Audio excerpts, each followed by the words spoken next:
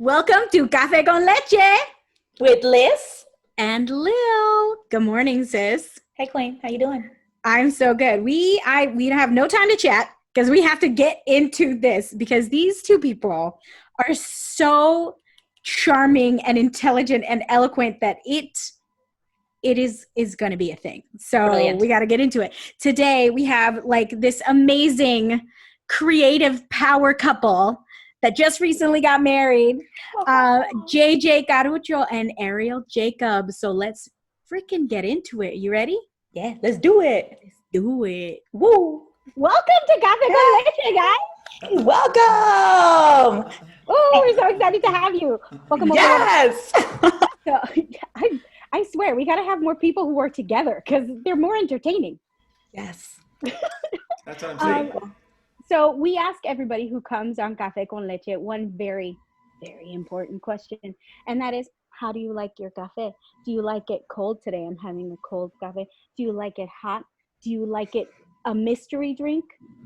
Ooh. You know, like you're like, surprise me when you go up to your barista. I don't know that many people who want to be surprised, but some people who do. I know. Barista. I know. How very dare I? I like it very sweet, and I like it with almond milk usually. Ooh. Yes, nutty. Come on. Delish. And JJ. I like a little Ventanita classic because I'm from Miami and I'm Cuban. So I'm gonna get a cortadito situation. Yum. And then usually I'm also gonna get a café con leche situation because since I'm Cuban, caffeine doesn't affect me.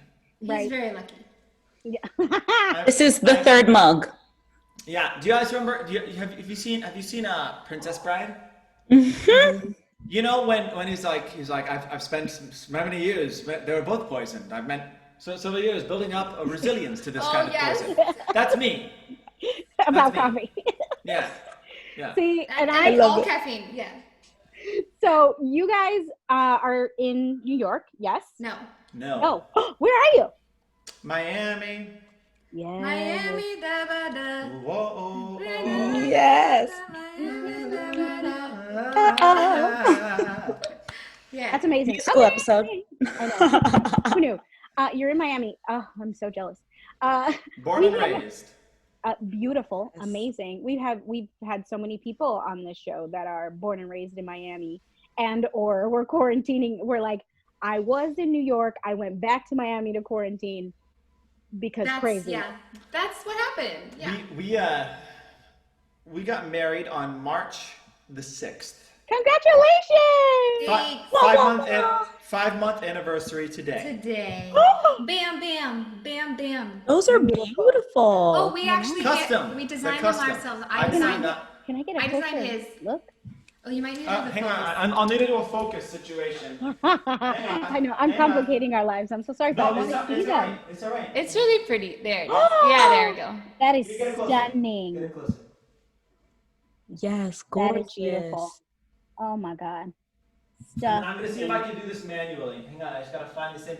I'm gonna do the Little autofocus closer. on my own. Yeah. Oh, wait. No. Farther? Farther. There it is. Oh my God. So mine is a dragon and a phoenix that are like in an embrace, and then the tail of the dragon goes all the way around the back. There you go. That is Yes, that is brilliant. so beautiful. Who's You guys designed each other's rings? We designed each other's. I designed hers and had it made, and she designed mine and had it made. Well, I designed hers and had it made, and she was like, "Do I need to design you a ring?" And I was like, "But also, like, I live like this. I live like this in general." Yeah, he's very piratey. Yeah. Pirate jewelry. Yeah. So she was like, do I need to design you a ring? And I was like, no, I mean, I'm like this normally, and I design you that, but you can get me a regular ring if you want. and then But it might mean that I love you more. exactly. Yeah. And then she made this cool, and I was like, you shouldn't have. Your guys' dynamic is amazing. I know we're going to sidetrack real quick. Can you tell us a little bit about how you guys met and how this beautiful union came to be? Yeah, well, I was doing In the Heights the national tour. First national tour. I was playing Nina Rosario. OG. And my best friend in the cast was Natalie Caruncho, and her younger brother would come visit her all the time. So we used to meet in random cities because he'd hang out with her, and I'd see him in random cities and theaters, and then we became friends. And then I was like, and then we were both like, you're cute. And we always had like, okay, so we had, she was my celebrity crush. I saw her perform at Joe's Pub. So she was my celebrity crush. So my sister and I, it was our first auditions in New York. We moved to New York in 2008. So I graduated high school in 2007. 2008, I moved to New York because I was like, I wasn't feeling it with musical theater school. I was like, I'm going to go be an actor. Bye. Yeah. So I moved to New York. I did the same thing, except not New York. I went to Chicago. But I did the same thing. Incredible theater city, right? And then so they were having, it was right after the Tony Awards. And we were doing... My dad, we had just gotten to New York, and my dad was like, hey, they're having open calls for the first national tour of Heights in Miami. Do you want to go? And we were like, I guess we'll come down. But it was like this abandoned movie theater, like this movie theater that was closed. So it was so random, and we were like, okay. And so we're talking like 2 weeks after the Tony Awards, probably, right? And so we go inside, and we'd seen the show on Broadway. So my sister and I both go in and audition, and the next day I go and I sang Sunday Morning by Maroon 5. Such an inappropriate song. Oh my God. Why was it what I sang? It's been stuck in my head since then. Sunday morning, rain. Literally, he sings it every day. It's stuck in my head forever. So I sang it, and they're like, do you know the role of Usnavi? And I was like, I could practice it, but I didn't know it. And then they're like, okay, well, if you can come tomorrow, we'd like to have a callback. And then I got in for the callback the next day, and it was Alex Lockemeyer and Tommy Kail in the room in Miami. And they had just won all of the Tony Awards. So I was like, your face fell off. Yeah. Yeah. And then over the next few days, I had like 3 callbacks in a row, and Blank was there. And then like my final callback was like on a stage with a piano, and I think I bombed it because I was doing my song, and like Lack was like and Tommy was like hey, and I'm like looking across because we were doing the opening number, and they were like, oh my gosh, can you do the opening? I was like, can I use you guys as the audience? And they're like, yeah. And I was like, okay. And I'm going in and I'm doing the whole thing, and then I get over to Andy Blank, and I didn't know that he's the most intense person on the planet. So wait, go be behind the camera, zoom in, and then pan across. All right. Go. She's gonna zoom in and pan across. Ready? So I'm gonna be Lack, and then I'm gonna be Blank. Yeah, just zoom in, hyper zoom in, and I'm gonna go off camera. Zoom it in, bring it in that zoom. No, the other way. Bring it in here. There we go. Okay, so we're here. He's like, and then I look over, and it pans over, and I see this. And I feel like I was like thing. And then I was, you got one more? And then I was so bad, and then so I didn't get that job, but my sister did. Right? Yes, Natalie did. So Natalie did. So Natalie they invented a track for her. They call it Super Track. So they gave her like all the girl in the red dress stuff from Broadway. Yeah. But then so Andy was like thinking about casting her as that, but then Tommy and Lack wanted her to be the understudy number 1 for Nina, Vanessa, and Carla. So they added an extra track to the tour so that Natalie could do all of the girl in the red dress stuff for the whole show, except for the club. So that they could tag her out whenever she needed. But so she was doing the show, and I was like, good, one of us is in it, dreams. And then she was like, do you want to come and see the invited dress in New York? And I was like, yes. She was like, you're going to love the cast. This person's in it. That person, our Nina, oh my gosh, she's amazing. You're going to love her, Arielle Jacobs. And I was like, oh, I do love Arielle Jacobs. So we went in. It was like, so I was going in and seeing their rehearsal, and I was like, hi, I'm JJ. Hi, I'm JJ. And she was like, hi. And I was like, I know who you are. I love you. Okay, I'm JJ. And then I left. That was my face. And I left like, and she was in like this like long relationship. So I was like, weeping. And then, so I was always waiting for my sister at the stage door because I would go to visit Natalie all the time. Mm-hmm. But she's Asian, so she's first out the stage door. Mm-hmm. Natalie's Cuban. She's last out the stage door, right? So Ari and I always wound up like being there alone together for a long time, and I'd be like, "How you doing?" And so we had a lot of besito energy. Yes, true. And Oh. then, like before besito energy, but no besitos were occurring. But we were like, you know what I mean? And then years later, she was at my sister's birthday party, and then we went on a date, and then something, and now we're married. Yes. Arielle, what was your perspective of JJ when he was waiting at the door? Oh, I felt that like I feel like I want to kiss this person energy who I've never spoken to. So that was weird. I also thought he was super cute and hot and funny. Like I like maybe we were friends for a long time, but he always made me laugh so hard. He still does. You're hilarious. So hard. I love it. You're a ham sandwich and a half, so you're in good company. Yes. She's like so handsome, and I'm like, this is my sexy face. That's how I catch him too. Absolutely. Yes. The other day I was doing, I don't know what I was doing. I was doing a weird like kind of dance, and I looked at my husband. I'm like, this is my sexy dance. Are you aroused? And he was like, yeah, girl, yeah, girl, do that But dance. that's the thing, like you have to be with somebody who's a yes and person. Yes. Which we are both yes and people. So Yes. I'm always making up funny dances and songs, and he's always like jamming and Jumps in. Jumps in. Like that's so important. I love that. That's amazing. All the time. Like one of us will be in one room, and I'll be, and then she's like, and she'll come in, and then we'll do like a whole song, and then exactly we make up the whole song, and then we're like, yeah, and then we go back to other areas of the house doing whatever we're doing. But usually if she's like do, do, do, do, do, do, do, I show up like and then we wind up making up all the jam. But you got. It's always that too. It's always a little dinosaur. I don't know why he's. I came in the other day. I came in the other day. She was doing her makeup for like a concert, and I said, "Shall we dance?" This is funny. And then she was doing it. And I was like, "Shall we fly? Shall we dance?" I'm like, wait, got the hands. Too excited. I said goodbye. Oh wait, I can't wait. I can't. Wait, kiss me. Wait. Arms are too short. Arms are too short. Oh, my It's God. so amazing when you find somebody who like matches your weird, matches your quirkiness. Or just like super appreciates it. Because I don't know that's my husband and I, the day we got married. You can't even see his face. He's so tall. But he, his weird is a different, it's different than my weird, but he really appreciates my weird, which is good. Like we're very opposite weirds, but we like link up in a really great way. So I totally get it. Okay, I'm going to wrangle us. I'm wrangling.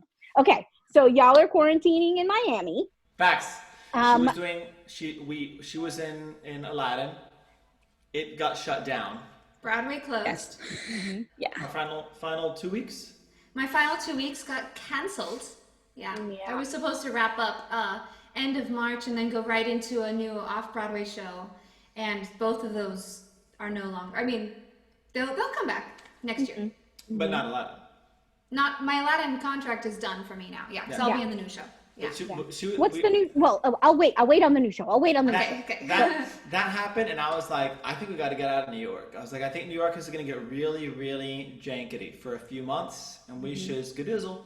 So we got in a car, and so that we could bring all of our lights and our cameras and all of our instruments and stuff. I was like, I don't want to fly. I want to bring all of our gear, because if we're going to be in Miami, I want to live in Miami, not quarantine in Miami. And I thought like we would be here for 2 months, maybe. I did not think it'd be longer than that, and now it's been 5? 5. Yeah. 5? Yeah. 5 months. It's crazy pants. 5 months. But it's great.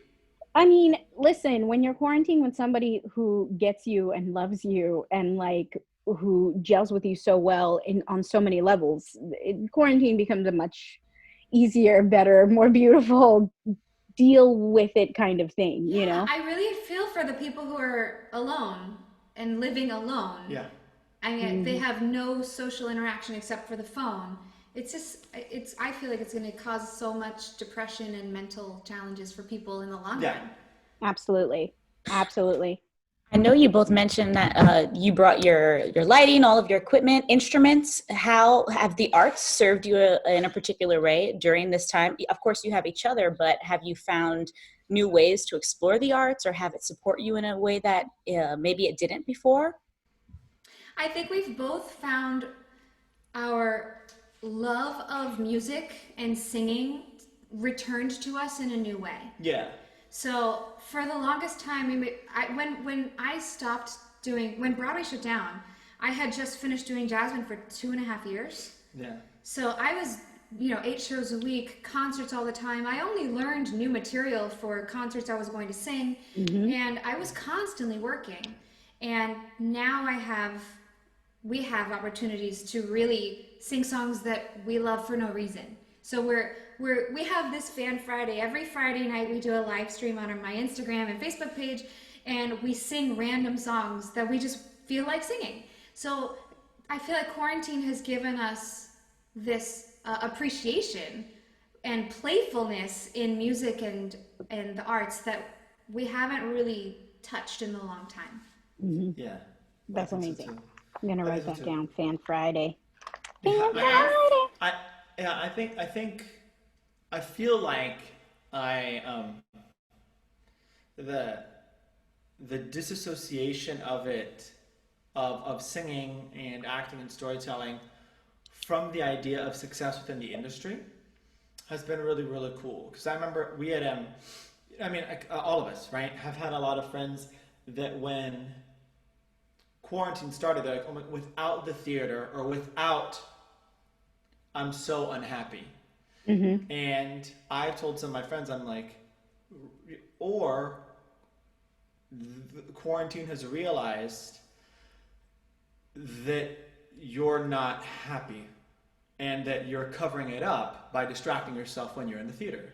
Hello. Because if you need something external to make you happy, then to be clear, you're not. If something needs to give you then we're happiness, happy. it can take it away. Yeah. If you're not walking in with the cup full and you need somebody to do it, I hope you're lucky, because you're going to be thirsty.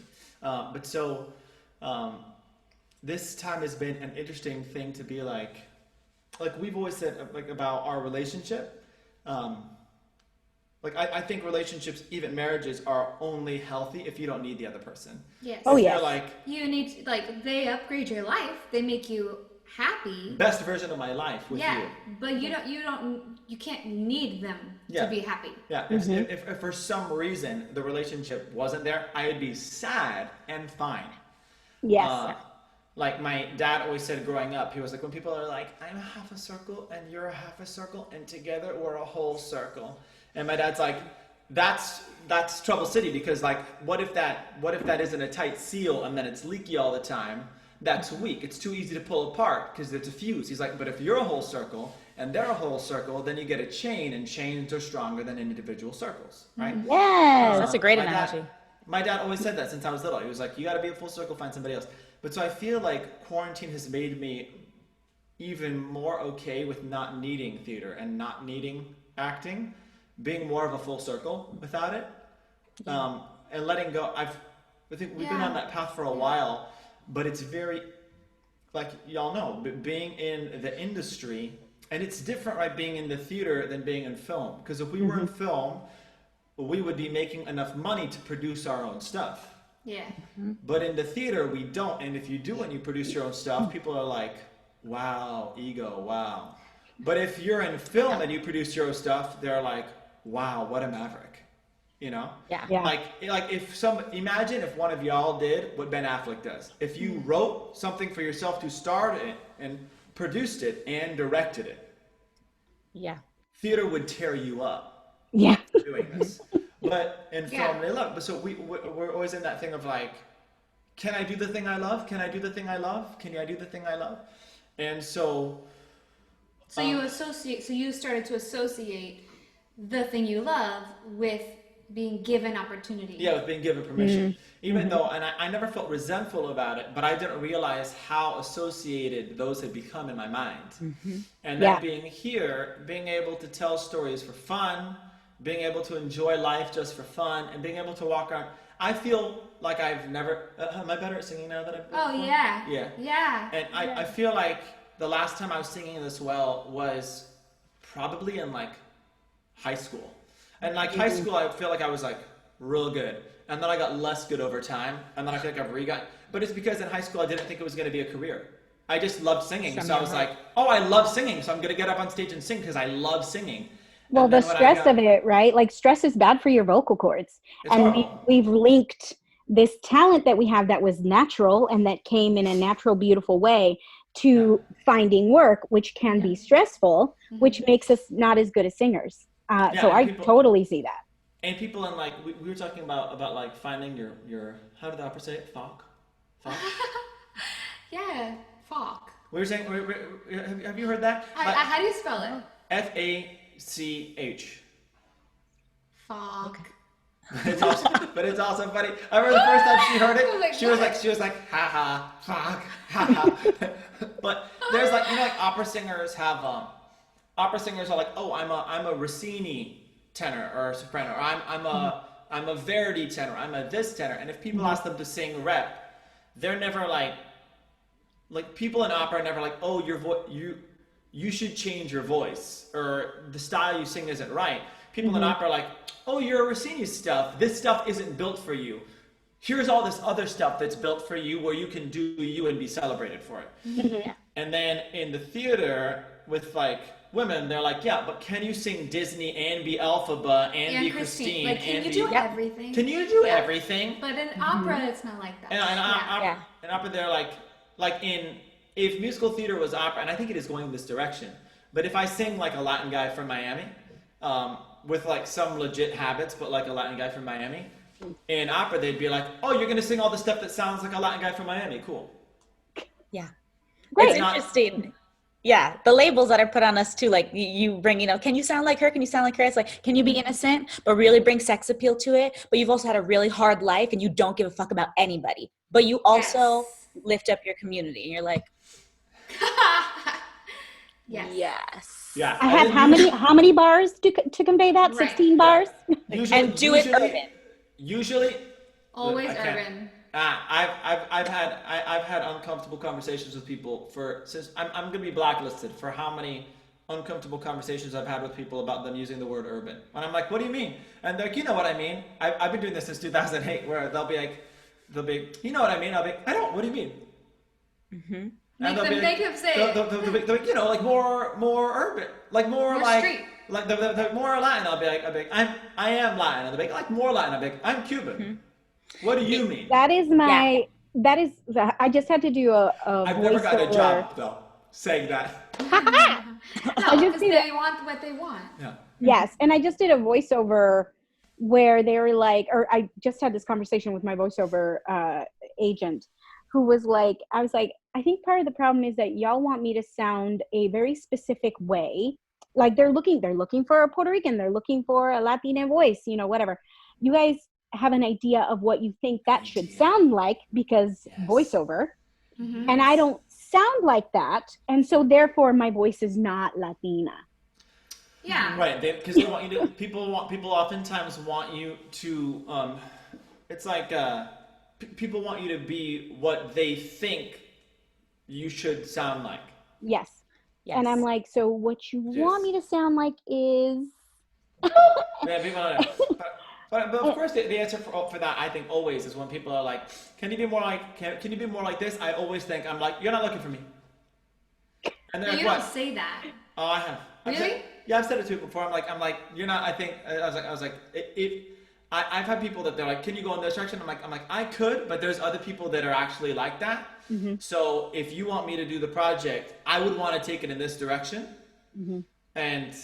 I don't want to like do a caricature. I was like, so I'm like, this is the direction I'd be interested in taking it. So if that's not the vibe, then like it probably just isn't me for this one. Mm-hmm. I've had that conversation in Castillo. Yeah, I get that, but I also feel like there are some times when there are a lot of times when I don't get a part, and then I hear from my agent, well, they just thought you were too bleh, whatever. And I thought, well, why didn't they say that? Why didn't they ask me to make an adjustment? Because I could have done that. Yes. And they didn't give me the opportunity. And that I think I it hate might, it. it might be a different. I mean, I don't know if you get it. You can tell me. I've never asked you this question. I know that Latino, Latina, Latinx people, Latine. This is my new one. Latino, Latine with an E at the end. I could Latin. go into a whole thing about why I don't like Latinx, but continue. We will say Latin, so that all of them, whatever it is that they like, um, Latin identifying people. I know, I think we get a thing in auditions a lot about people saying, but can you be more like what I think Latin is? Which is different from feeling like you're being coached in a role, right? Yes. Because oftentimes, I know if I'm going in for something Latin, they're not giving acting notes saying, can you try it more like before you walked in, this is what happened.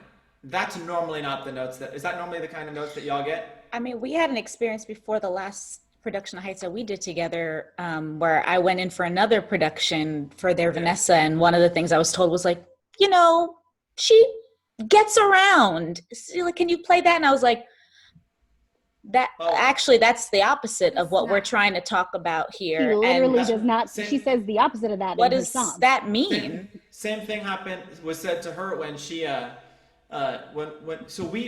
she was Nina on the tour and she was the final Nina on Broadway. She closed out on Broadway's Nina, but then she came back because when I got cast as Usnavi, I've done Usnavi 3 times. When I did Usnavi at Virginia Rep, she played Vanessa. Yeah, that was Yeah, fun. girl. But so you got, but you Were got you that guys comment. dating already? Yeah. Oh yeah. So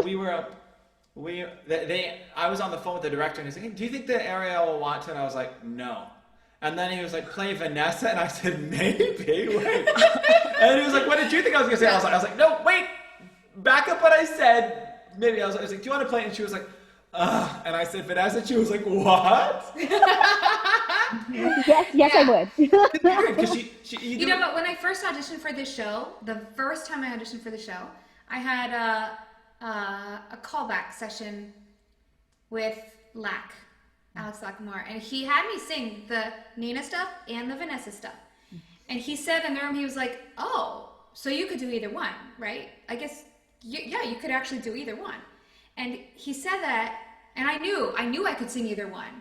So I was curious what they were going to do, but then I think energetically they're like, oh, let's put her as Nina. But I mean, I always knew from the beginning, like, I could have they could have put me in the Vanessa slot. You're incredible as Vanessa. Thank you. Yeah. She had like a full body like jean jumpsuit, I had like a J-Lo full suit. body denim jumpsuit with pink stiletto heels Like and no sunglasses. no things like sunglasses. It was like such a diva move. It was incredible. Yes, the New Eurekan in me is loving that, and also totally had a denim jumpsuit and every color of Tim's growing I up. have it. Yeah, I have it. Yeah. Amazing. But then she got the same thing and pushed back on it to change that. Yeah, in terms of the No, I don't. You got the same thing where it won't be long now. They're like, oh, she gets around, and then like Usnavi's the guy that's gonna tie her down, and you were like, no. I don't remember what It he said. happened. it's like, even let's talk about the text. Like, that's not in the text. Yeah. You want to talk about the text? Like, we can. And if that's the type of person you're casting, then I am not that person for you. At least for that production, it was. Yeah. We did have a incredible creative team. So Nathaniel Shaw directed that, and he's a Caucasian, and he did something really beautiful. Where on the first day, it was their first production at Virginia Rep, and he was like, all right, so let's all clear the big white elephant in the room. I'm not lying, and neither anybody else is on the team except for Carla Garcia, who's Filipino. She's in Hamilton right now, and she choreographed, but she wasn't there yet. So he was like, so right now, y'all are all of the Latin authenticity. So what are all of the things that I'm supposed to ask that I don't know? And he's like, I love this story, but I know that I need for y'all to be very open about when stuff is not authentic, because I want it to be, and I cannot bring that, but I can help coach acting scenes and blocking. And He also did such that beautiful exercise with the yes, he would have us like bring in something to talk about our ancestry, Our like heritage. our heritage. Like he'd be like, bring in something and tell us a story about your family's history. And we had presentations. Like we would, like 2 or 3 people would go each day before rehearsal. And they held up photos of their family, and people got up and told their story. And then he said that by the end of like the 3rd day, he was like, "Oh, this is what the show's about. Cool." And then all of those photos were hanging behind the stage before we went out, because he was like, "Right, so I'm gonna base," and he said it. He was like, "By the way, I'm gonna base the show and like the direction and energy off of this stuff that you guys are saying. This is the show." And then so that production was cool. But super authentic and super heartfelt. So it was awesome. That's the homework, you know. Lillian knows I just got out of a meeting where, you know, convention delegates for equity, those votes are coming up soon, and there are a huge number of BIPOC delegates. And we all came together to just discuss what are changes, what are things we want, how can we represent the union, how can we represent our people, you know, and get the voices out there. And not, you know, without talking about policies and stuff like that, representation is something that's huge, and not just representation of in the cast and behind the table, but how we choose to represent voices in shows. And the fact that homework was done in your Virginia Rep production is amazing. We did a production with directed by May Adrales. She did something similar where she actually took the time to do table work. So many people don't do table work for musicals, and it's so necessary, you know, taking that time to, especially a show like Heights, where you have to build your community. I think that's really amazing, and I hope that when people are listening to this, that they're taking some of this knowledge and implementing it, you know. Yeah. When we did it with Nathaniel, before we did any rehearsals, everybody was pretty familiar with the show because it was 2016, and so we did a table read where we went through and spent like a full day of rehearsal in Act 1 and a full day of rehearsal in Act 2, and then we got together in a big circle, and he was like, "All right, we're gonna get a piano, and you don't you can look at one another, you can do whatever you want, but with stands, and let's sing through the entire show and say the lines." So we did it in real time before we got into rehearsals. And I've known from the first time I did Usnavi that, does everybody do that thing I do? Where they get up and they do it? No. I don't know. I know that there's a party trick I can do as Usnavi that I think is really important to do, which is that like if we do the show together one day, y'all will experience it. Which is just that the first time that the opening number starts, I stand up. He acts it full out. Yeah, I do. Like it's like opening night performance, but it's the first table read that anyone's ever the first heard. table read. And I always find if you do it and you look at people when you're doing it, usually by the end of the opening number, everybody has stood up, and when we like read through the show, people do the show. The first time that they go through it, and people are like weeping and stuff going through it. And I've noticed that if I don't do it for a little bit, people sit and they look at the stand, and if I stand and I start doing it, eventually people are going to play. And I've also found out a secret party trick. So if we are going to, and hello people watching. So this is a secret party trick that I found out. Usually whoever stands up during that thing are the people that you can lean on during the show. I find that really consistent. The people that stand up are the people that, like, if you're having a hard night, you know that energetically those are the people that are going to go like, shum, go. Yeah. And the people who do not stand up, this has been true 100% of the time. If you're having like a low energy night, they won't catch it. Doesn't faze them. Now, I feel like that is so real. And what I love about that, as somebody who is playing, who's coming into a room and playing Usnavi, is that you are leading by example. And I think that is key. Because Usnavi is like, you know, I mean, he's the narrator, he's the leader, he's the center point of this family. Well, Abuela is the center point in a lot of ways, but he becomes that center. He's the center point in training. So like the fact that you from the get are like, I'm going to do this thing. It shows the rest of the community, oh, this is the person who is taking the lead. You're not just being cast in the lead, you're taking the lead. You know what I mean? I think it's very important. So I think that's beautiful. That's amazing. Come on, leadership. I know. Yes.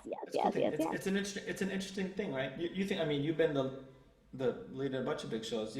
You find like you have a lot of power. It's like one of the interesting things about the first time you get cast as a lead on like a big production things, realizing like, in a way, I think that people that have not been put in that, it's not logical. There's no logic behind it. There's no logic behind why somebody, when everybody's basically the same age and we're all doing the same thing, but when somebody's cast in the lead of the show, it's not logical that they should be able to, with their energy, shift the energy of the entire cast. There's no logic behind why that's true, because it's not like, if you're cast as the lead in the show, you weren't elected president by that cast. No, but you were elected president by the director. You were. And you were elected because of your energy. Yeah. By the director on what he thought. Reason, it's true. It's true. I feel like, you know, so many people in shows are cast based on how their energy is going to create teamwork or how it's going to dismantle it.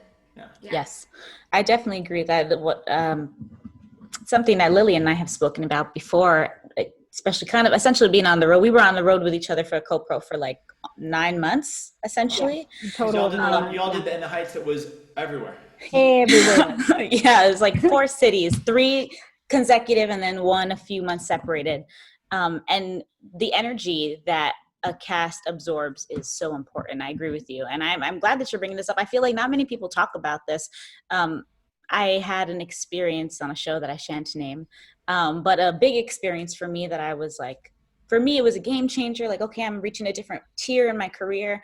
And I had been in experiences where the Ninas or the Usnavis or any of the other leads that I had done shows with, or even myself, we try to act as leaders, you know, put that positive energy, even if it's, you know, touching base with everyone before show, getting everybody on the same page, just getting that flow of energy. And the first time I really experienced somebody who was in a lead position who was extremely toxic should have been one of the best experiences of my career and wound up being the worst experience of my career because of how that toxicity spread, even on the stage, you know. Course, and it's yes, we all have ownership of our own personal energy and space, but that's also the nature of theater, exchanging that. Yeah, but it's not real. It's not real. I mean, there's no chance. Yeah. There's no chance. They have like, you know, have you ever heard of mirror neurons?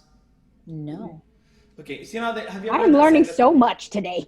Y'all ever heard how people say like that you're a combination of like the 5 people that are around you? You know, people say that. No, I've heard of that before. Yeah. People say that idea for like that you are like an amalgamation of the 5 people who are close around. It's because like mirror neurons are the reason that when you see a video of somebody running and they get like a big cocotazo on their leg because they stub their toe, that you go. Yeah. Right. Yes. The reason you get that's why theater works. Is because we have these like empathy neurons that make you like it's why if somebody smiles and it doesn't reach their eyes, you feel like they look crazy. If somebody goes, they look crazy. They look crazy, right? Because we kind of mirror each other's features.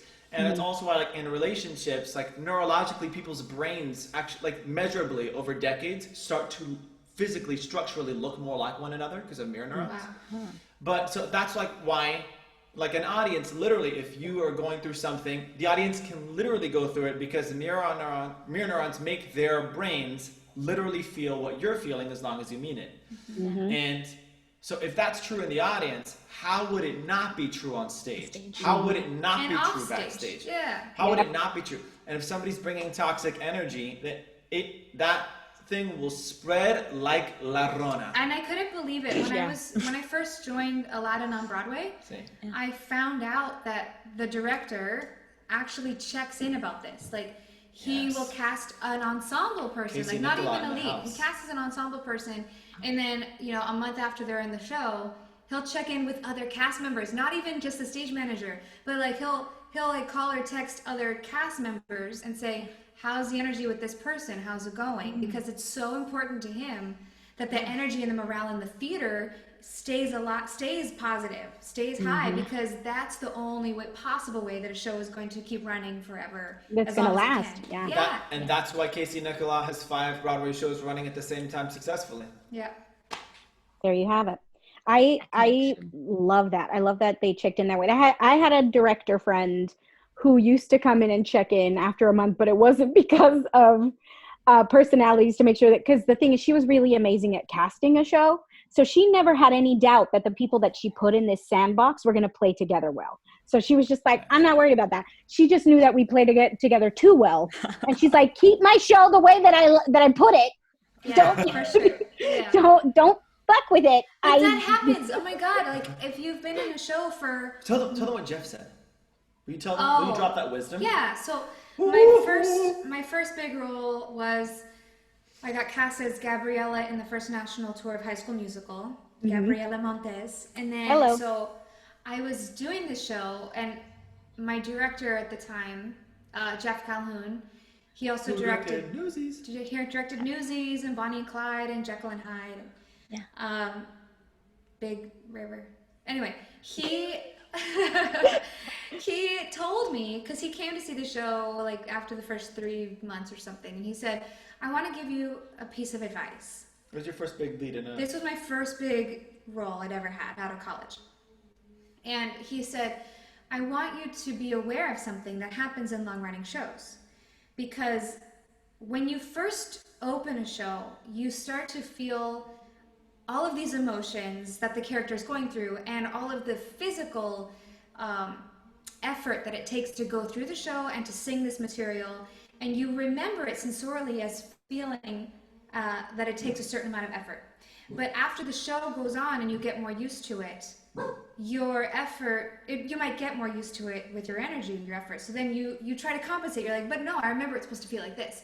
So then you try to go back to that sensation, and you end up changing your performance to something that on the inside feels the same, but on the outside they're like, whoa, she's giving too much. This is too far. Yeah. Mm-hmm. So you have to trust that the people on the outside are getting what you initially created, without trying to turn up the volume on it too much after it's been so many months that you feel like you're not feeling it anymore. Mm-hmm. Yeah. Because like if you feel like it takes 50% effort, and then you get 50% stronger because it's like you're training, then now it should take 0% effort, but you're like, it takes 50% effort. So you put 50% effort, except you're 50% stronger. Yeah. So now you're doing 100% effort. Yeah. And then you're going around acting crazy on stage and changing the lines in the show, like me. That's it. I mean, that's exactly what it was. She's like, okay, ooh. And she just knew that we were super playful, and that we would start ad-libbing a lot. And she's like, don't forget the story you're trying to tell. But at least you were still, for you guys, it was still you guys trying to serve the story. Whereas a lot of people in long-running shows, they just want to fool around, and they don't care that it's not serving the story, and it's not okay. No, that's exactly what I'm talking about. Okay, I gotta keep us on track here. So, really quick. Well, listen, this is a hard job because we love to talk, and the people that we interview love to talk, and we could go on for ages. Latinos liking to talk? What? I'm just kidding. Are there any projects, any companies, any theater companies, anything that you would like to like our audiences to know about, anything that you're working on, anything that you feel passionate about, that you want to be like, hey, check this out, check that out, la la la la la, and we will put links for those things with the video in the comments and on Instagram on either side, so that people can check it out. Yes, for sure. I don't feel passionate about anything. I have no passion. Lies. I'm dead inside. So the thing I was saying before about the next show that I'm going to be in. So it's a brand new musical, world premiere. Well, not world premiere because we had one regional production in Kansas City, but this is the first time it's going to be in New York, and it's called Between the Lines. It's a beautiful show. It's based on a novel by Jodi Picoult and Samantha Van Leer. It's a mother and daughter. Jodi Picoult has written like 30 number one best-selling books. She's a beast. She's insane. So she wrote this book. It's a young adult book about this girl named Delilah McPhee. And Delilah, that's me. Delilah's in high school, and Her life sucks. her life sucks. She's bullied all the time. She's got problems at home, so she escapes by reading books. Dad left. Life sucks. Yeah, life sucks. She escapes by reading books, and then She's a nerd. she's a nerd. Yeah, but one of the characters in the book, she makes a wish that he comes to life because she has a crush on him. It's like a fantasy novel. It's like a prince. It's like Harry Magical realism. It's a magical realism show. So then the prince in the book does come to life, and they have this relationship with each other. But he kind of wants her to rescue him because he doesn't like his life. It's a very cool story because every time the book is closed, the characters in the book have their own lives. Like Toy Story. Okay.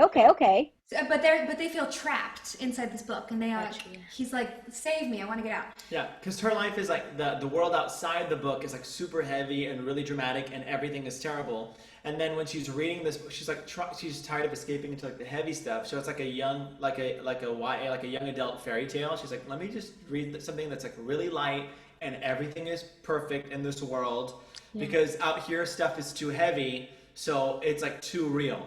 And then when she starts connected to him, he's like, no, nothing in here has any weight. Nothing is real. And so he's like, I just wish I could be where everything is there. And so it's kind of like this grass is always greener. Yeah. Where they both figure out like how to be their own heroes. And then I guess. So then she has to figure out basically how to create the world that she wants to live in. How to be the hero of her own story instead of just wanting a prince in the story to rescue her from her world. It's so brilliant. It's all female. Yes, how powerful. It's an all female songwriting team. The composer and lyricist are also they're getting famous right now because they're working on the new Apple TV show Central Park. Oh yeah, it's their show. Central Park is their show. Yes. So they write all the music for that. So it's a beautiful. Samsel and Anderson is there, and Jeff Calhoun is directing it. He's directing me again. So High School Musical to now. I love it. And what a perfect message, especially for today, for everyone, It's so to create the world that you want to live in. Yeah. You have to have an active part in that. And don't wait for someone else to rescue you. Absolutely. Yes. It's so beautiful. I love it. So beautiful. What about you, JJ? That's great. What do I do? Talk about Sanctavía. Let's do about Sanctavía. I was gonna say y'all had a name on there that you had to change your guys' name. We have a company. We have a little thing. Okay, so I have a weird side life. Besides acting and singing and music and stuff, which is that I've spent many years doing a lot of physical stuff. Like I'm pretty good at like 9 different martial arts, and I did a lot of like gymnastics and calisthenics and all physical therapy and a lot of different kinds of stuff just because I'm a nerd. And when I was little, I was like, how do I be Batman? And then I was like, Batman's good at martial arts and being strong at body weight. I will do this. And then I wound up getting good at those things. So it wound up happening through the years that going through different shows, I started going like less and less away from like conventional fitness stuff and more because I'm an actor, thinking about things in terms of longevity and like physical capacity and movement ability, because my mom is a dancer, my family are dancers. So like, have you all ever noticed there's like Arnold Schwarzenegger now doesn't look like Arnold Schwarzenegger young, but older dancers still move basically like they did when they were young, because like strength and muscle are current, but movement ability is neurological, and like learning a language doesn't really leave. So I started shifting my approach to being like very longevity focused and doing a lot of performance psychology and conflict psychology and nutrition and fasting and all kinds of anti-inflammatory things and I started interviewing a lot of older people and being like, who are interested in wellness and fitness and stuff at gyms. And I was like, what do you wish that you still had? Like, what should I know? I'm always asking people that question, like, what's the question that I don't know I'm supposed to ask you? I'm always asking people that all the time, and I I was getting consistent answers from people, and none of it was what I was doing. So then after spending a bunch of years going in that direction in shows, I was always having people be like, hey, what's that thing you do? Like, what's that art that you train in? And I was always like, what do you mean? And they're like, you're like martial arts, but you're like a gymnast, but also you're doing like what are you doing? And I was like, no, I don't have an art. There's just that way that I train. Because I was never making something to try and sell stuff to people. I just wanted to take care of myself. Yeah. But I did it for like 17 years, right? And then so a few years ago, I realized that we did have something very, very different. And then so I was like, okay, well, let me refine the path that took me 17 years into a faster, like streamlined path. If this was the goal for people who have never trained before. And then so we started, eventually after that became like an art and was solidified, and I was getting really consistent results from people that I've trained who train people. Eventually we named it Sanctavía, which means the way of the sanctuary. And so our company Sanctavía, we have our headquarters just being built in New York City right now. Hey. And we're starting in Brooklyn, and we have it's mainly going to be online. It's not going to be in person, because in person is not And it's efficient. also training people. It's the timing right now is so important, because Sanctavía is all about how can people take care of their health and wellness for their longevity by themselves in their house. And it's all because I've been a member of a gym. And we're in quarantine now, and people don't want to be in gyms, and they don't need to. They don't need to pay for a gym. I haven't been a member of a gym in 7 years. Yeah. But it's been our big thing is like I don't want people to go do workouts. I don't want to train people to be like, how do I look good? I'm like, nobody cares. But it is helpful to say like, can I give people virtuosity and craft in terms of taking care of themselves, where they're like, we have a program that we're about to launch in 2 months that's like a month-long intensive called The Journey, and it's 75 days, 75 minutes of training, Monday, Tuesday, Wednesday, Thursday, Friday, live with us, and then Friday is like a test every week that's 90 minutes, and the purpose is that by the end of it, so the days are meaty, they're 75 minutes, but it's to give people a practice, so that at the end of it, that they can say, they don't need to do all of it, but they will know what's going to happen. So if they're like, I only feel like doing this much strength work, be like, cool, you're going to get this strong. Yeah. But that they won't have any illusions, and they also, we consider ourselves like, we're like the strongest people in fitness, strongest people in wellness, not fitness people, because fitness is like such toxic cancer Rona in the world, and basically makes money off of trying to make people feel bad about themselves, right? So this is more like it's a wellness, it's longevity based. So there's a point to everything we do, right? So a lot of times people are doing weightlifting or something, and they're like, not with us. No, I'm saying elsewhere. Yeah. They're doing these exercises, and they don't know why, but they're like, I'm doing this because I'm getting strong. Whereas in Sanctavía, every single exercise that we do is programming and patterning your brain to be able to do things in life easier, and it's also going to help you from getting injured as you age. Yeah. So it's all about not just getting to know how your body works, but strengthening your patterning in your brain to make it work correctly on purpose, and in a way that you can actually sustain. Awesome. So we would say it's like sustainability. It's like lower body of a martial artist, core of a gymnast, hands of a rock climber, like mobility stuff of a yogi, performance psychology of like somebody who trains special forces people like I do in my other life. Combined with meditation and nutrition. Nutrition and performance psychology. And the cool thing is that right now we have like 67-year-old people that have never trained before training next to like 25-year-old Cirque du Soleil athletes in the same class, and both having like a beautiful experience, and people are like all different kinds of weights and heights and shapes and around the world, and because it's training for being a human. Yeah. So I love that.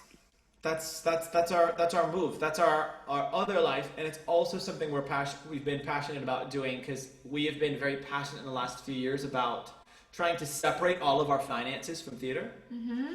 Yeah. So we have become very passionate about like we tour a lot doing we have a show. Yes. Yeah. He wrote and directed my most recent solo show. That's her album. That we recorded and turned into my album. we like go on like luxury cruises, and I direct it, and I conduct the orchestras. Well, I sing. Yes. Yes. While she sings. So we travel the world. Check the album, everybody. Check the album. Yeah, A Leap in the Dark. A Yes. Leap in the Dark. love Written it. by me. But we do that, but we like do that, and we have Sanctavía and stuff. So one of our big goals as artists is that we're like, you know, if you want to be in like a beautiful, loving relationship, Arielle always says like, lower your neediness. Oh yeah. Like thirst. Minimize Your neediness. Don't be so thirsty, right? Because eventually people will be like, get away from me. So if you want to be in a beautiful relationship, you need to come totally full and just there because you love it, and not being like, you're not giving me this thing that I've decided you owe me. And like we all started acting and singing because we love it, not because when we were little they're like, you're good at singing, this will make you rich and famous. And so but the industry can make people think that acting is and acting is a bad way to make a living. It's a beautiful way to make a life, but a bad way to make a living. Hello. So we've been like, how do we get all of our finances tied to like wellness and concerts and all kinds of other stuff, and not care about if theater makes us any money, and that way do theater for our whole lives because we love it. Yeah, you don't want to walk into auditions desperate. No, and you don't want to attach the art to a feeling of neediness and Yes. Because that gets ingrained in there. And I always say I always say about chorus line. Remember the opening number? God, I hope I get it. I hope I get it. Yeah. That's a song about a bunch of people who are so thirsty that they don't get the job. But then some of them do. That's what happens. Yeah, not many. You know what? It's because of lack of choices. They were all thirsty. Somebody had to get cast. You know what I mean? You know what I mean? That's a bunch of people that they're like, how many people does he need? And the director's like, so thirsty, do not pass. No, Yeah. thank you. Oh my Like, God. like, do they love me yet? And they're like, call police. I used to have a mentor who, casting behind the table, he had little symbols that he would put on top of people's resumes that meant things like that. True thirsty. Really? Yeah. Have y'all ever been behind the table at like a big, long audition process? Yes. Yeah? I've I been asked a you- reader so I was next to the table listening to what they were saying. I've been I have a question that I always like to ask people, because I feel like sometimes people don't know this if they haven't done this. How many seconds till you knew whether or not they were being called back? 5 to 10, less than 10. Less than 10. See, I feel like most of the time less than 10, but there was also a lot of people that I was like, oh yeah, that person, who they were like, no, thank you. I thought when we did Into the Woods, together. We were Oh Baker yeah, and Baker's Baker's wife. wife. That was fun. You guys are so cute. We did that in Miami with my sister, and I have a theater company called Dreamcatcher Theater, and we did that in 2014. Yes. Yes. Yeah, I was like 24. It was I December 24. 2014. And we did this show that she had always wanted That to do was it in. before I did Wicked. That was before you did Wicked. And we did we were you know who Titus Burgess is? Yes. So Titus is my main voice mentor when I moved to New York. Yes. And he was one of my groomsmen at our wedding, so we're buddies. Aww. And he was always singing stuff from The Witch. And I was like, you should do this one day. And he was like, hey, if you want to get it done, he's like, but you have to do it with me. And I was like, what, Jack? And he was like, no, the baker. And I was like, isn't the baker old? The baker's old. He's always old. And Titus was like, everybody thinks this. This is so interesting. Titus was like, everybody's wrong. The baker's like 23. And I said, what do you mean? And he goes, okay, Rapunzel's his sister? And I said, yeah. And he said, he doesn't remember Rapunzel. And I said, yeah. And he's like, that means he couldn't have been more than 2.5 years old when she got taken. How old do you think Rapunzel is? Because if she's been in the tower for 22 years, that means that the baker is max 25. So the only way that the baker, sometimes he's like a 45-year-old man. You're like, all right, Rapunzel's 40, right? Yeah. Because he doesn't remember. So I was like, and then we realized that like that made the show make so much more sense, because we're like, oh, you know, when he's 40, the baker's kind of like this like loser who doesn't want to be a dad. But when if he's 24 and he's not ready to be a father yet, Not ready. Yeah. you're like, Not ready. this is an interesting Makes show. sense, yeah. So then Titus wanted to be the witch. So I was like, and then one day we were on a vacation, and I was like, do you want to be the baker? She was like, have you ever liked the show? She was like, Into the Woods is like one of my favorite top shows of all time. I love it. I love that show. I know all of the words. But she wanted to be Cinderella. I did want to be Cinderella. She was like, I want to be Cinderella. I was like, what about Baker's Wife? And she was like, why? And I was like, because I think I can get it produced.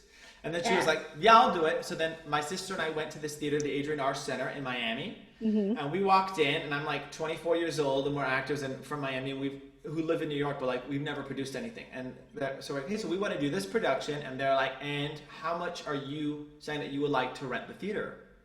For how much do you want to give us? How much do you want to give us to rent this really, really famous theater? And we're like, nothing. We want you to pay us and put us in the headline spot in your season.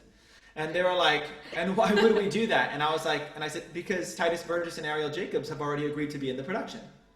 And Good night. And they literally went, can we have a second? They left, and my sister was like, was that crazy? Are they gonna blow it? I was like, no, they're about to offer us the slot. So we like broke their like subscription records. Like we got 80% more subscription than their Broadway tour series. But we did that production. When did I start telling this story? That is like. Oh yeah, I remember. So we saw like 1,000. Auditioning. We saw like 1,500 people, right? So we had auditions. We saw equity and not equity in Miami and in New York City, and we extended our days by 2 hours and took no breaks so that we could see every single person who had. I think for a while we had like the record of the most people who have showed up to an audition. The line was it Pearl Studios? The line was through the hall. Well, it was the entire floor. Wow. For the full day, we had people like packing the entire floor and one of the largest rooms. And by the end of that day, we realized we weren't going to get through if we didn't cut everybody from 32 to 16. And we said, okay. So then we did 16, and I said, all right, we're not going to get through if we don't go from 16 to 8. 8 bars. And the entire time I was like, I'm gonna go out and I'm gonna make friends with everybody. I'm gonna let everybody know, hey y'all, we're not producers. My sister and I are actors, so we're with you and we're trying to make this the kind of experience that we want. So don't stress, right? And then eventually we realized off the numbers on the day, we're like, we can't get everybody in unless we cut people to 4. No. For the non-act. Wow. 4 bars? You can't even say 2 words in 4 bars. It was perfect. It was perfect. So, but it changed my life about auditioning. This changed my life. So we had seen all the equity people, and I went out and I was like, all right, y'all. So here's the situation.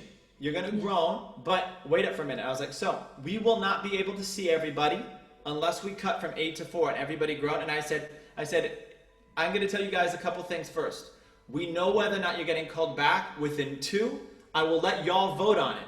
Here's how this goes. We will stay extra time. If you want to go to 8, the second half of people that have been here for 8 hours today need to go home. We go to 4, we'll stay and see every single person. And then we are like, let's vote. Who wants 8? And nobody raised their hand because actors are amazing. Right? Yeah. And we were like, who wants 4? And everybody was like, and somebody before everybody raised their hand was like, you're like this because you guys are actors, right? And I was like, yep. And they got thank you letters from the people auditioning. Like dozens. That's dope. That's amazing. Thank you letters. But we got the wild thing was, and I told people that they were like, I was like, can I give you? I was like, guidance on the audition just because we learned so much watching. I was like, don't give us your best sing. Give us your 4 favorite moments of thinking. Give us your 4. Give us your 4 measures of thinking and acting. We'll call you back to see if you can sing it. I love that. I love that for 2 reasons. Reason number 1 is that is the way that I always choose my songs, because I'm not like one of these like, look at these acrobatics I can do with my voice, because I don't have those. That's my sign for acrobatics. But you have it. What you have is this. You're singing. You're like, imagine it. Imagine it. I want you to feel it. I'm like, that is not the singer that I am. That has never been the singer that I am. I've always been like an actor who sings. And so for me, it's always about those moments. It's always about really feeling this or really feeling that, or connecting with a lyric in a specific way. And so for me, I'd have been like, oh, you need 2 bars of that? I can do that. Just give me I got that. It was amazing though. I mean, when we gave 4, it was really because we needed 1.5 to 2, and we knew usually if somebody was getting a call back, and eventually it became a weird thing. We're like, can we all discuss it? And Arielle was there for the end of it, right? You usually knew if somebody was going to get called back on their inhale to speak for the first time. Or before they even spoke. When they walk in the room. Oh my gosh. You can tell based on whether they are like alive and connected and present with everyone in the room. Yes. Or whether they're kind of disconnected and then they give their music and then they like turn it on for when they're about to start the song and you're like, who are you? What are you doing? And the non-equity people were so much better than the equity auditions. We had a lot of people at those equity auditions. Sorry, y'all, if people watch this. We have a lot of people who are on the equity auditions who are like all over Broadway now, and none of them got called back because we found a lot of the people, like the bigger their resumes are, the more Broadway credits people had, the more jaded they were in the room, and the more that they said that they were like, this is our skills. If you want me to turn up, you give me the job, and I'll show up and I'll throw down with these skills.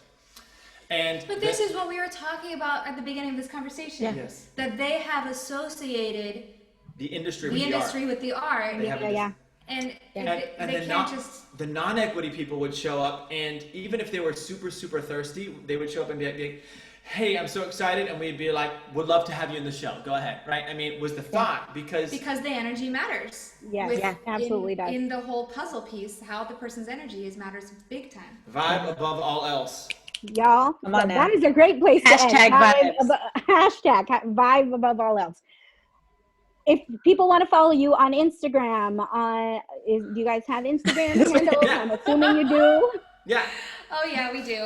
My Instagram is my name, and so is his, Arielle Jacobs. Oh, I was gonna do a bit. Sorry, my Instagram is my name. No, the bit is over. The moment has passed. Okay. So your names?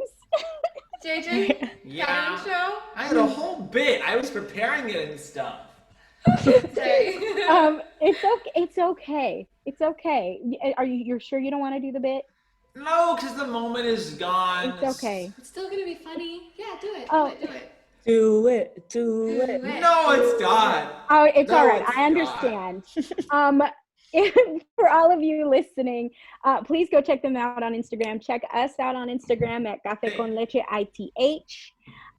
We also have Facebook, Café Con Leche. We are on all sorts of, if you can't watch the video, which if you want to watch the video, it's on Instagram or on YouTube. Can't talk today. If you want to listen to it, you don't have time to you're doing something else. We are all over the place. We're on all of them. Apple, we're on SoundCloud, we're everywhere. Yes. Did both of you tell us what kind of coffee is your coffee? We don't generally say because we've said it so many times, so whatever, but I will tell you that my coffee today was half coffee, half delicious caramel macchiato diet shake. And it was, I put lots of ice in it, so it was cold and it was delicious. And I have some hot, strong Bustelo with some sugar in it and a heavy splash of coconut milk. Coconut milk, yeah.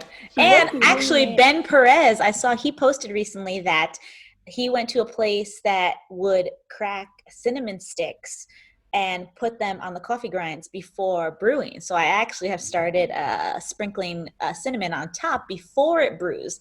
Sometimes the cinnamon gets clumpy in the bottom. It has done the trick. And you know what we also lately have been adding? Oh, we're about to give the spicy spice. He's about to drop it. We have been adding pure 100% cocoa powder. 100% cocoa. Not cacao. Not the cacao. The cocoa. Yes. To the brewing? To the coffee. No, just in the cup. In it. Yes. Amazing. Yes. So the 100% cocoa. We're gonna give you this fire.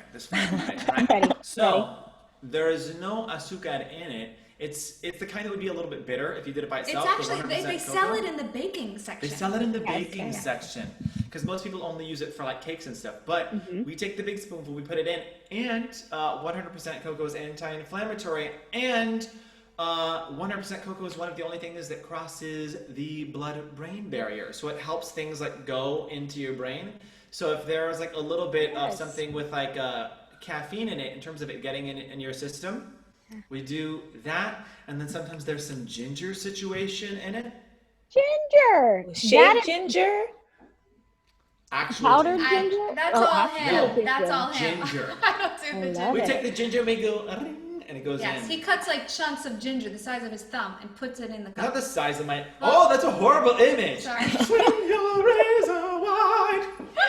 I'm gonna have to try it because I love ginger. I love it a lot. I'll have to try it in some coffee coming up here. Yes. Okay, we have gone way over time. I'm so sorry, Alyssa, but it was so good. It's cool. We have this joke that, oh my goodness, I must What not happened? be charged anymore. My computer was like, low battery. Back. For Instagram, where we post the video, it will only allow us to put 60 minutes. So sometimes I have to go in and be like, what can I cut? But this has been amazing. It's so fun. We need to have another session with you guys. You guys are just balls of knowledge and positivity and wonderfulness. I know. I love it. Thank you guys so. Thank you all. I'm trying to erase guys from my vernacular. What? Thank He was you just all. telling me this? Okay. We You can't guys talk are about same it. wavelength. Yes. What are you replacing it with? Thank you all. Thank you, folks. Thank you, people. Thank you. I'm trying a little bit of everything. I'm trying to all. Yeah, I started in the last show that I did. Y'all is big in my vernacular, so it would be the easiest one probably. But in the last show that I was in, we had a couple of performers who identified as they, them. And I am so used to, as I come in, I'm one of those people who has to connect with everybody. And then I connect with everybody as I leave, because I'm like, we're telling a story together. And sometimes you don't see that person on stage because the story you don't really cross. And so I want The story to be able to, of my life. I want to connect with you. Yes. And so I would, as I was coming in or as I was leaving, I would pass the male identifying dressing room and be like, see you later, guys, or good night, gentlemen. And I was like, I've got two people in there that are they, them. Why am I doing this? This is not acceptable. And that has spawned further me going, okay, I need to grow, think about it in a global way where I just like they, them, all of my terms for groups of people, right? So I started saying, good night, gentle people. I like it. Instead of gentlemen. I was feeling so weird because I realized how often I've been feeling it for years that I'm saying goodbye to a group of women and saying, later guys. And I was like, this is so weird. And I'm like, we were talking about it the other day that we were like, if you ask guys about it, they're like, nah, it's guys. And you're like, what do you call guys? And you're like, guys. What do you call men and women? Guys. What do you call women? Guys. Can we call them ladies? Yeah. Can I call you ladies? No. Why? Because we're guys. Guys are guys, but not ladies. Ladies are ladies and guys, but they're not, but they can be everything. But we're only one thing, but everybody are. But I'm like, this doesn't feel like it makes sense. So I'm either, it's either y'all or every single time I say bye to a group of guys, I'm going to be like, later, ladies, just to even out the scale. Just to bring that balance back in. That's what I would do. Homies is great too. Homies. Everybody's a homie. Everybody's homies. Yeah, y'all is a big one for me. When I learned English as a teenager, I learned it in Utah. Long story. And so y'all was natural to me. So I don't know where it shifted into guys, but I was just like, I gotta stop. It must stop the madness. So thank y'all for coming on. We really appreciate it. It has been such a joy. I hope that we get to cross paths again. And I hope that we get to, be on stage together, because I feel like that would be a really special experience.